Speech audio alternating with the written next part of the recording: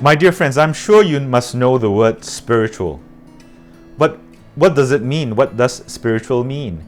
Does it mean only things related to the spiritual realm? I regularly hear words such as spiritual attacks being used.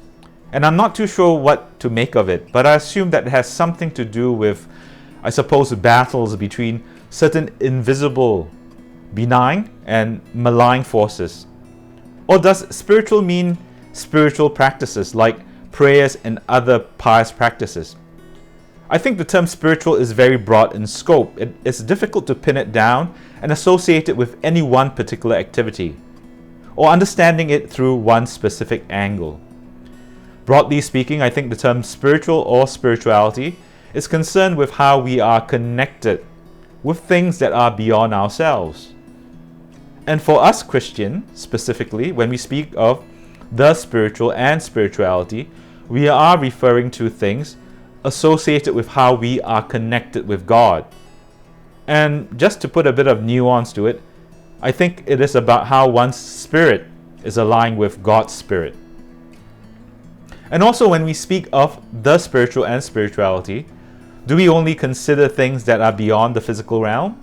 I mean, in some circles within the church, it appears to me at least that more and more we are making a distinction between what is spiritual and what is not spiritual. We are differentiating between spiritual works and corporal works of mercy. Today we celebrate the memorial of Saint Martha, and like Saint Mary Magdalene, whose feast day we celebrated recently, I think Saint Martha is also a misunderstood saint with a poor reputation. When we first encountered Martha in the gospel narratives, she was busy taking care of the household and taking care of the needs of the guests, including Jesus. Martha chided her sister Mary for not helping her with the household, but Jesus admonished Martha by saying that Mary has chosen the better part and she should not take it away from Mary. The common interpretation of this is that Mary is the prayerful one and Martha is not, and therefore Mary is privileged and Martha is less privileged, and it follows accordingly that prayer is privilege over activity. But today's gospel reading redeems Martha. In it she says, "I know he will rise again at the resurrection on the last day," and also, "Yes, Lord, I believe that you are the Christ, the Son of God, the one who was to come into this world." With these statements, Martha confessed her faith. And I believe that Martha's complete trust in the Lord is not in spite of her busyness, but because of it. She was doing what she was called to do, to be busy, to work. And by the grace of God, she cultivated her faith through her activities, through her busyness.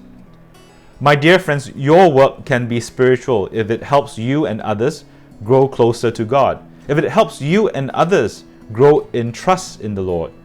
While prayers is important, activity and work puts one's prayers into action.